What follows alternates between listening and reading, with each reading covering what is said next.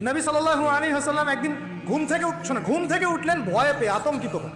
নবীজি ভয়ে পেয়ে আতঙ্কিত হয়ে ঘুম থেকে উঠে বলছেন লা ইলাহা ইল্লাল্লাহ, লা ইলাহা ইল্লাল্লাহ। তার স্ত্রী পাশে যিনি শুয়ে আছেন তিনি বলছেন নবী সাল্লাল্লাহু আলাইহি ওয়াসাল্লাম বলছেন ওয়াইলুল লিল আরব, ওয়াইলুল লিল আরব মিন শাররি কাদ ইখতারাব। আরব জাতির জন্য ধ্বংস, আরব জাতির জন্য ধ্বংস। কি ভয়ঙ্কর ফিতনা ধেয়ে আসছে ওদের দিকে, কি ভয়ঙ্কর ফিতনা ধেয়ে আসছে।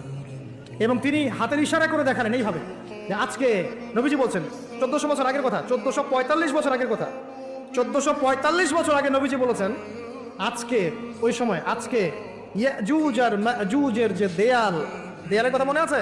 জুলকারনাইনের সময় এই দেয়াল এতটুকু পরিমাণ খুলে দেয়া হয়েছে। আনুহলিক ওয়াফিনা সলিহিন, আনুহলিক ওয়াফিনা সলিহিন ইয়া রাসূলুল্লাহ। আমাদের মধ্যে ভালো মানুষরা থাকা সত্ত্বেও কি আমরা ধ্বংস হয়ে যাব?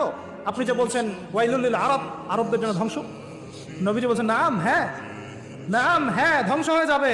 ইদা কাসুরাতিল খাবাস, যখন নগ্নতা, বেহায়াপনা, অশ্লীলতা সমাজে রন্ধ্রে রন্ধ্রে ছড়িয়ে পড়বে, তখন আলেম জালেম সব ধ্বংস হবে।